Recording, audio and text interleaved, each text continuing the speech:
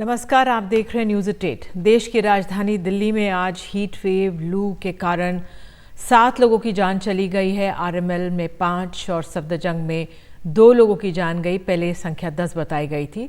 13 लोग वेंटिलेटर पर भी हैं और इस बेतहाशा गर्मी में अब तक 17 लोगों की जान जा चुकी है। केंद्रीय स्वास्थ्य मंत्री जेपी नड्डा ने अस्पतालों से कहा है कि लू के मरीजों को प्राथमिकता दें। उधर दिल्ली के स्वास्थ्य मंत्री सौरभ भारद्वाज ने भी अहम बैठक करके दिल्ली के अस्पतालों का जायजा लिया है। कुछ अस्पतालों में खास इंतजाम भी किए गए हैं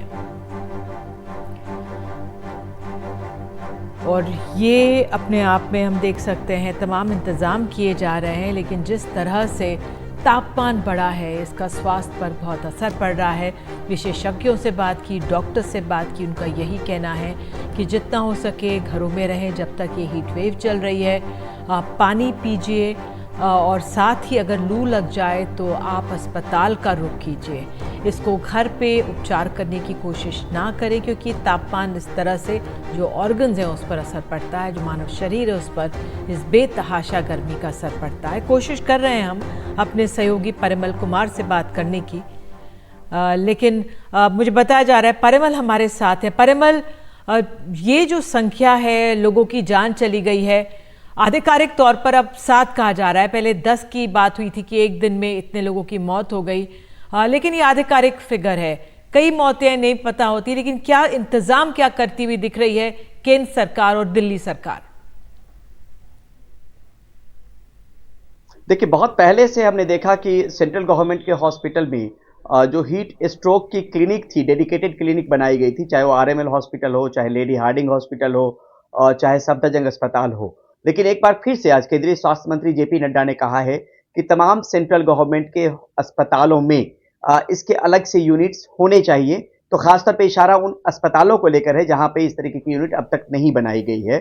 और वजह सीधे तौर पे यह है कि जिस तरीके का तापमान बढ़ रहा है और मौत की तस्वीरें में निकल कर आ रही है सामने में, उसके बाद ये जरूरी हो गया है कि ऐसे मरीजों को प्राथमिकता दी जाए, उनका इलाज किया जाए और उसके लिए एक डेडिकेटेड विंग या यूनिट बनाई जाए। और यही बड़ी बात है कि आज केंद्रीय स्वास्थ्य मंत्रालय की तरफ से तमाम राज्यों को चिट्ठी लिखी गई है फिर से, और ये ध्यान दिलाया गया है कि जो हीट रिलेटेड मरीज हैं उनकी उनकी देखभाल में कोई कोताही नहीं की जानी चाहिए, चाहे उसके लिए एम्बुलेंस की बात हो, स्ट्रेंथ की बात हो, डॉक्टर की बात हो।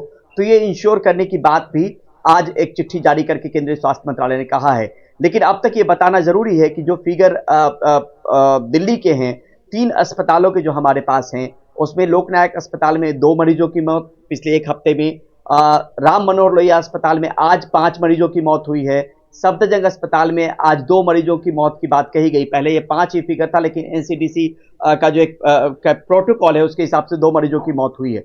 तो अपने आप में ये हमने कहा था कि सुनकर भी अचरज होता है, दिक्कत होती है। और ना जाने दिल्ली में बहुत सारे अस्पताल है, हो सकता है फिगर को कंपाइल किया जाए सिर्फ दिल्ली दिल्ली तो ये आंकड़े और बढ़ सकते हैं। बिल्कुल परिमल, आप नज़र बनाए रखें और उम्मीद यही करते हैं कि लोग अपना ध्यान रखेंगे। तो दिल्ली में एक तरफ गर्मी तो दूसरी तरफ पानी की किल्लत है। जल मंत्री आतिशी ने प्रधानमंत्री को चिट्ठी लिखकर दिल्ली के हक का पानी 21 जून तक मांगा है, नहीं तो अनिश्चितकालीन अनशन की घोषणा की है। इस बीच दिल्ली का गला सूख रहा है, गर्मी चरम पर है, जनता प्यासी है। जल बोर्ड के टैंकर, प्राइवेट टैंकर से पानी खरीदना पड़ रहा है, लेकिन पानी माफिया कालाबाजारी में जुटा है। खास रिपोर्ट।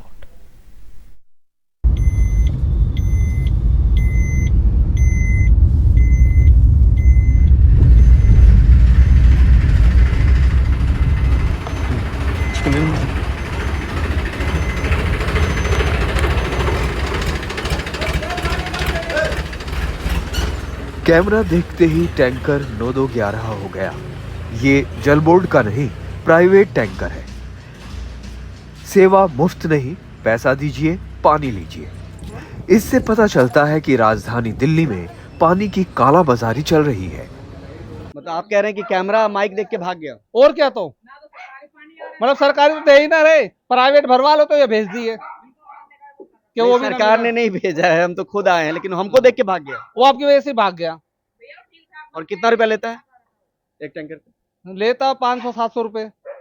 कितने रुपए में आता है? वो 1200-1500 को। एक टैंकर। मामा तुम्हारा टैंकर इन्होंने भगा दिया।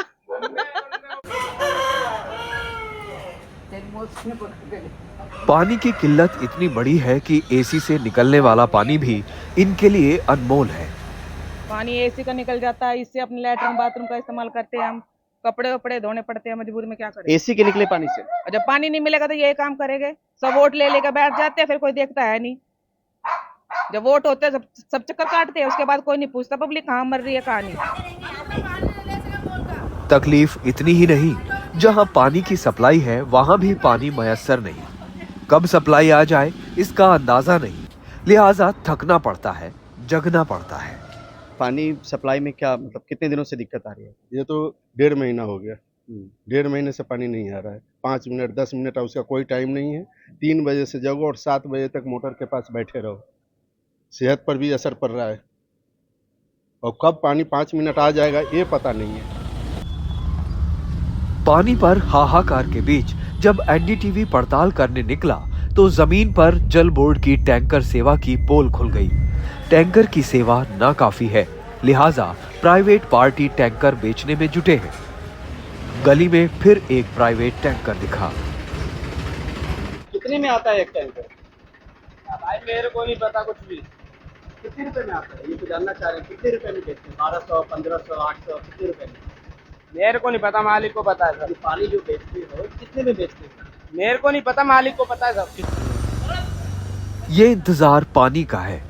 आसमान जब आग बरसा रहा हो, गला सूख रहा हो, जरूरी काम और दिनचर्या पर पानी ने मानो पहरा लगा दिया हो, तो फिर खाने के आगे नहाना भूल जाइए।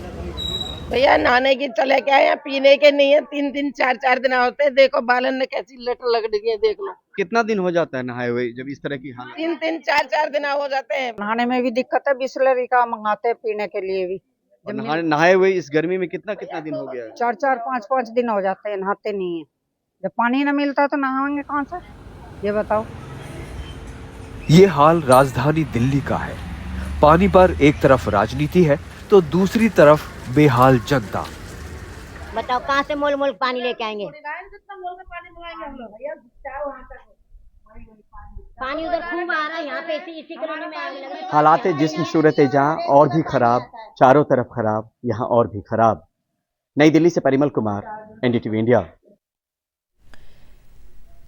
कैबिनेट ने आज अहम फैसले लिए हैं। खरीफ फसलों के लिए एमएसपी मंजूर किया गया है। धान समेत 14 फसलों का एमएसपी तय हो गया है। लागत का कम से कम 50% ज़्यादा दिया गया है। धान की नई एमएसपी 2300 प्रति क्विंटल की गई है। धान की एमएसपी पिछली बार से 117 रुपये क्विंटल ज़्यादा है।